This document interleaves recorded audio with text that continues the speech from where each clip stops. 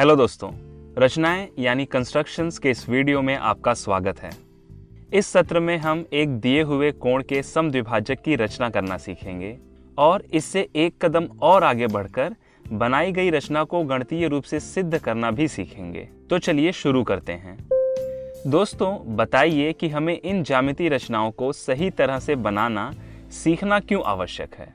बड़ी बड़ी इमारतें बनाने के लिए पहले हम उनका खाका यानी ब्लूप्रिंट तैयार करते हैं और यह खाका यदि सही नहीं हुआ तो क्या यह इमारत सही खड़ी हो पाएगी?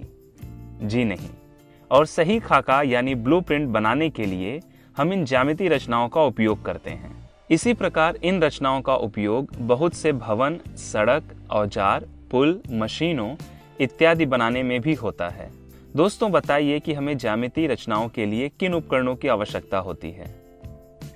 हमारे पास ज्योमेट्री बॉक्स होता है जिसमें पटरी यानी स्केल, चांदा यानी प्रोट्रैक्टर, प्रकार यानी कंपास, सेट स्क्वायर, डिवाइडर और पेंसिल होती है।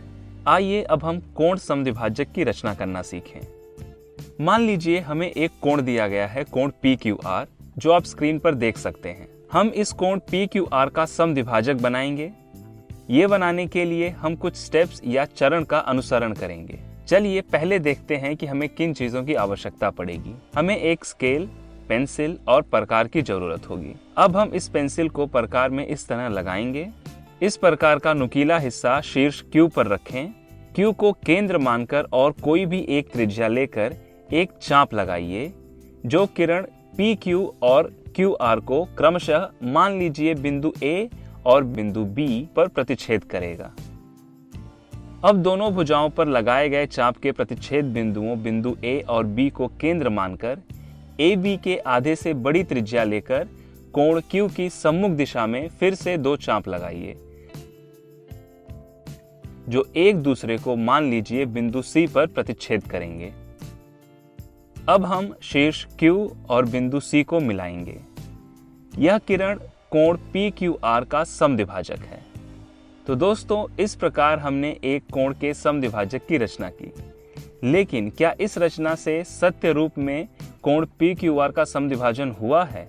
यानी क्या कोण PQC और कोण RQC बराबर होंगे? चलिए इसका प्रमाण देखते हैं। सबसे पहले एक काम करते हैं, AC और BC को इस प्रकार मिलाते हैं। अब हमारे पास दो त्रिभुज हैं, त्रिभुज AQC और त्रिभुज BQC। यहाँ ध्यान दीजिए कि कोण PQC और AQC एक ही कोण को दर्शा रहे हैं। उसी प्रकार कोण RQC और कोण BQC भी एक ही कोण को दर्शा रहे हैं। हमें सिद्ध करना है कि कोण AQC और कोण BQC बराबर हैं।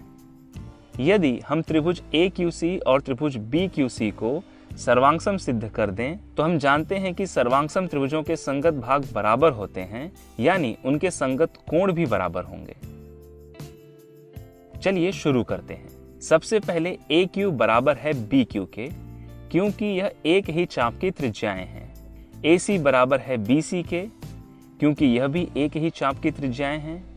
और QC उभयनिष्ठ भुजा है, इसलिए त्रिभुज AQC और त्रिभुज BQC भुजा भुजा भुजा यानी SSS सर्वांगसमता नियम द्वारा सर्वांगसम है।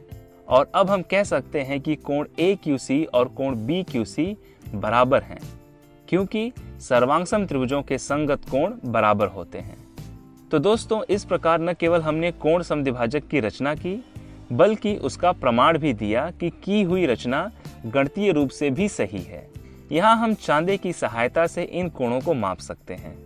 हम यहाँ देख सकते हैं कि कोण AQC और कोण BQC बराबर हैं, यानी हम कह सकते हैं कि कोण PQC और कोण RQC भी बराबर होंगे। दोस्तों, अभी हमने एक न्यून कोण के समद्विभाजक की रचना करना सीखा। आप इस दिए गए अधिक कोण के समद्विभाजक की रचना स्वयं करें और उस रचना को गणितीय रूप से सिद्ध भी करें। दोस्तों, इस सत्र में बस इतना ही। आज हमने एक दिए हुए कोण के समद्विभाजक की रचना करना सीखा। मिलते हैं अगले वीडियो में, जहां हम एक रेखाखंड के लंब समद्विभाजक की रचना करना सीखेंगे। धन्यवाद।